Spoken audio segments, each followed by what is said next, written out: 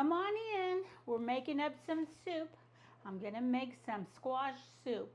And I decided I'm not messing with any more pumpkins. So I just got me a can of pumpkin and taking it off and make this easy. So what I'm going to do is I'm going to pull it out of here and I'm going to put it on the tray with my butternut squash. Now this is frozen butternut squash. I did get it from the freezer section. It's 2 little bags. And I let it thaw. And then I put it on here and we're going to drizzle it with some olive oil. I already added some herbs to it. I think I put some herbs de Provence on it, which has thyme and everything in the world you could think of. So we're going to put the onion on here. And I've already roasted my garlics. But I do want to have a little roasty flavor here. So I'm thinking I'm just going to just drop this right here in the middle and put it right in the oven with everything else.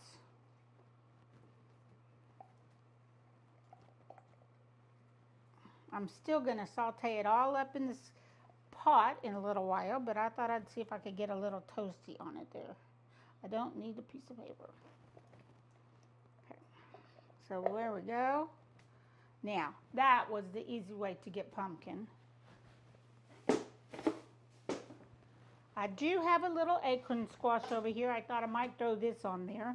And the best thing to do with this is to cut the bottom off. And then you can cut the top off. And then you've got all the seeds in the middle, so I'm going to quarter it up a little bit. And you can microwave these. So after I cut all this off, probably could have used a smaller knife, huh?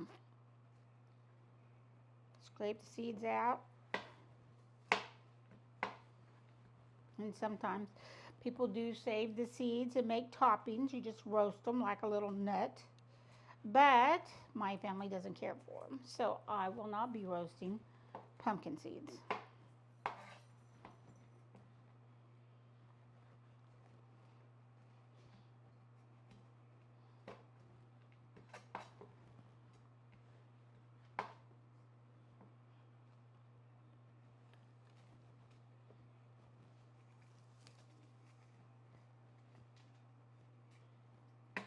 Ooh, that just doesn't want to come out there. There we go. Okay.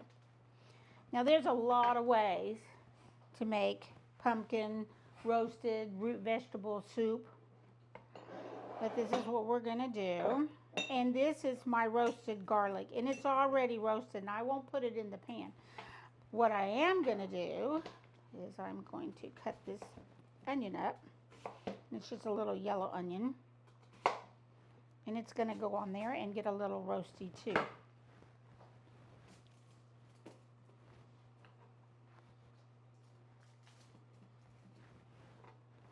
Just like this.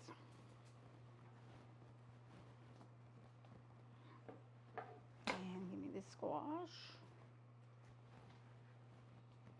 So I did roast that garlic, and if you don't know how to roast garlic, it's very easy. You can wrap it in foil if you want. I got this little pot thing that I think I got it at Aldi's a long time ago. And you put the garlic, the whole garlic clove down in there, cut the top of it off, add your olive oil. So now I've got my roasted garlic olive oil, and I'm going to drizzle that on top of everything, all the way around.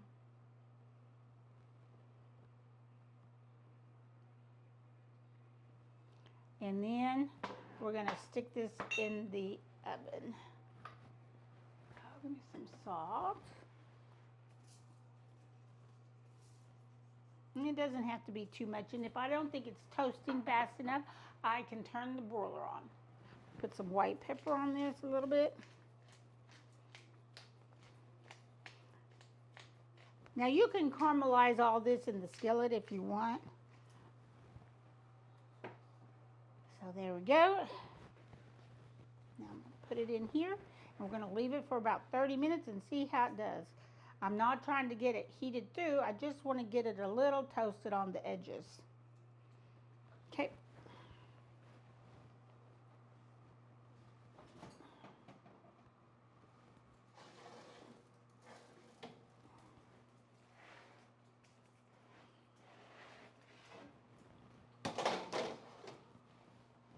Now I do have a convection, so I'm going to turn that on.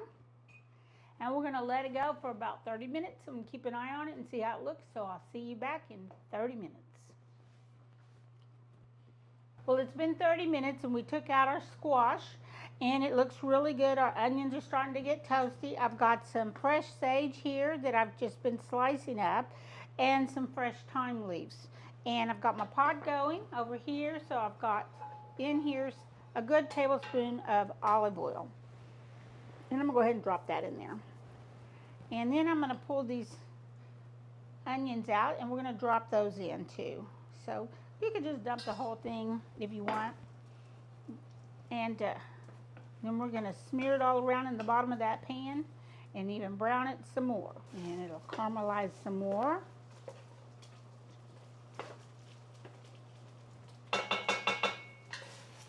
There we go. So one of the things I was thinking about adding this time around, I never do, but I was thinking about putting in some smoked paprika. So I could have a little bit of a smoky taste because I'm going to add some smoked gruyere. That's one large sweet potato. I'm going to add some gruyere and Gouda to it at the end, and I thought, man, now that might be really good. I think that's what I'm going to do. Okay. So I'm going to come over here and I'm going to add in some ground sage. And that's just a sprinkling. I'll show you. Let's see. Probably about that much. So I got fresh sage and ground sage. Same thing with my thyme. And remember, I already put the herbs of Provence, which has a little bit of everything. And there's about the same thing, a pinch of this thyme. And we're going to fry that in there. And then I'm going to get my chicken stock here in a minute, and we're going to get it to boiling. Oh, smells good. Huh, smells like fall. And I'm just going to put a dash. Just something to give it a little smoky flavor.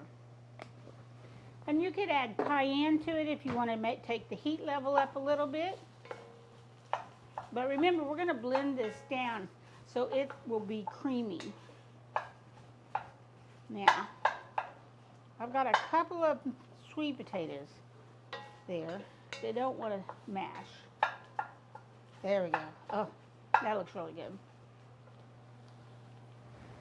Oh, it smells good too. I'm going to add some white pepper to it. So I'm doing a second layering here. We did a first layering before we roasted, so everything is the same. Now that I'm frying it in the pan, I'm adding a whole nother layer of seasoning. So I'm going to stock. I've got about 2 cups of stock here. Just plain old unsalted. So here's my stock going in, just plain old unsalted chicken broth. And this is about 2 cups. There we go. You can make homemade if you wanted, but I don't have any homemade right now. So now we're just going to stir this up. Oh yeah. And I have more stock if I need more. And then in a minute, after I finish mashing all this down, then we'll blend it. I'm going to put the lid on it, let it simmer, and I'm going to get another box of stock. Okay, got some more chicken stock because this is still pretty thick. And it will stay very thick. You can also add water to it if you need to. So we're going to dilute it some more.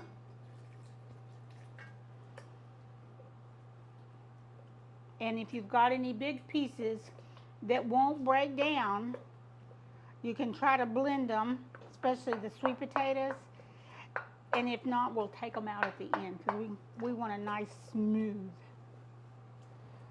Fill it back in.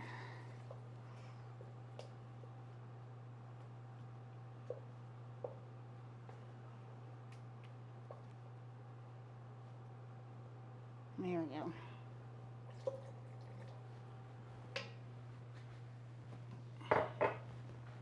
All right, so now we've got our immersion blender. I don't have a blender that sits on the counter that you pour soup into and blend. This is what I use. And I find it very easy. You just have to be careful because you are dealing with hot soup. So I am going to turn this off real quick. I can turn it back on in a minute. And then we're just going to stick the blender in there and let it go. Okay. Now, when you use this and you go straight down and you hit the bottom, it will form a suction. So it's going to feel like it needs to a little bit to lift it up. And then if you pull it up too fast, that's when it hits the top and it will splatter soup everywhere. So we want to be really careful with it.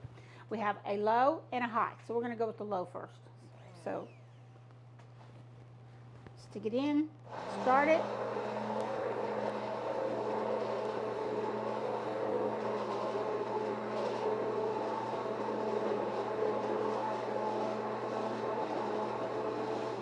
And see those big pieces? I'm going to set it down right on top of it.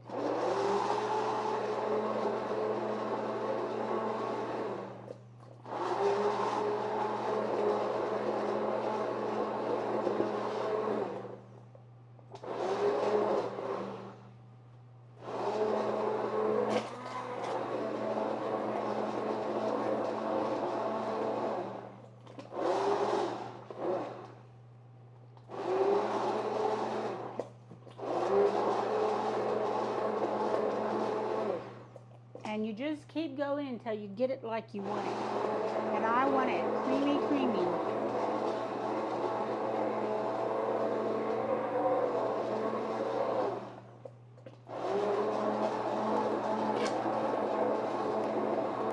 All right, now I'm going to high.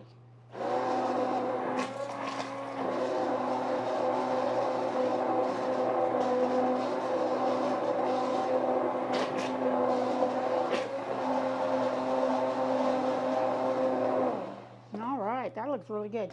I think I'm going to add a little more water to mine just because I like it to be a little bit thinner. Then we'll add the cheese and the cream. And I check mine.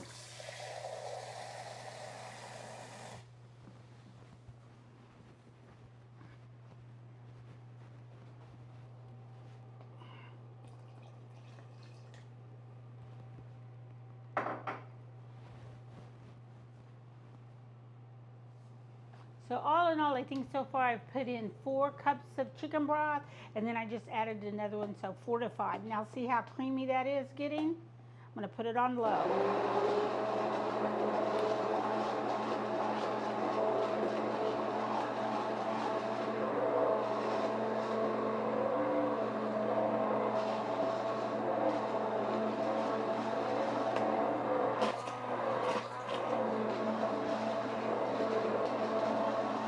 Oh yeah, that looks really good. That's exactly what I want. It's nice and smooth. There's no big pieces in there.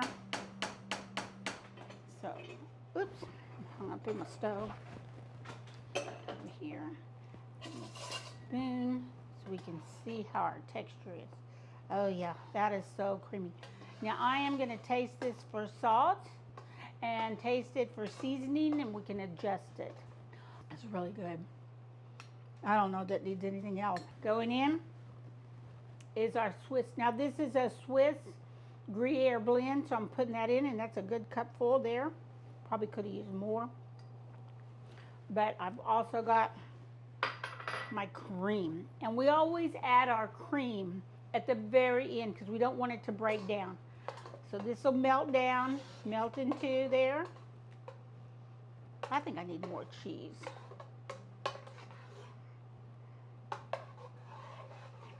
Let me get the cream in there and we'll taste it. And if we want more cheese, we can add it. But I got a nice cheese pool. Look at that. Yum. Okay, cream going in. And that's about 1/4 of a cup of cream. And now that'll change our color a little bit, but that's okay. It's going to give us that real pumpkin nutty color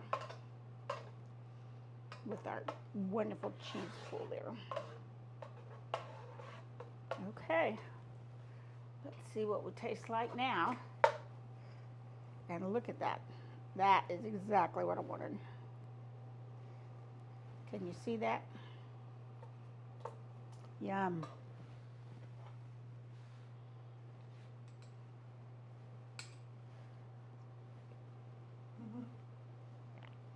That was very good. Have I got cheese on my face? Oh my gosh.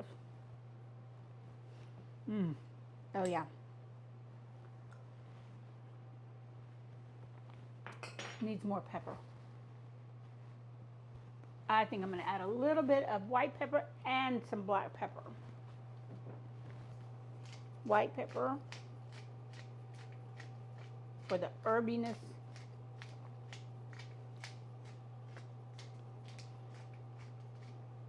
And that was a lot. And then some black pepper for the spiciness. Now this is where you probably could have put the cayenne in if you wanted. There we go. And I think it's plenty salty. If someone wants more salt, they can add more salt. But there we go. Gonna set the table for service and I'll be right back and we will be ready to do the final tasting.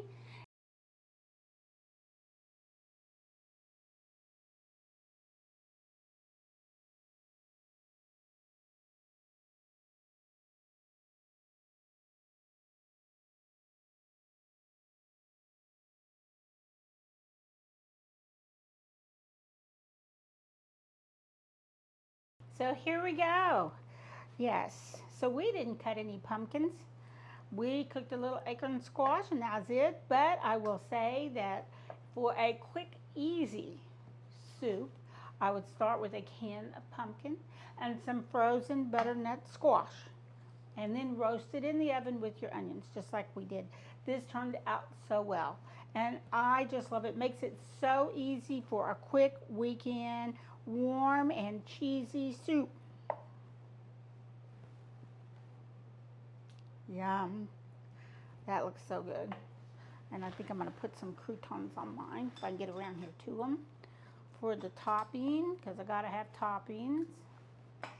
And then a nice little piece of bread on the side I can dunk. Let me get in here and taste this. It's been sitting now and resting for a little while.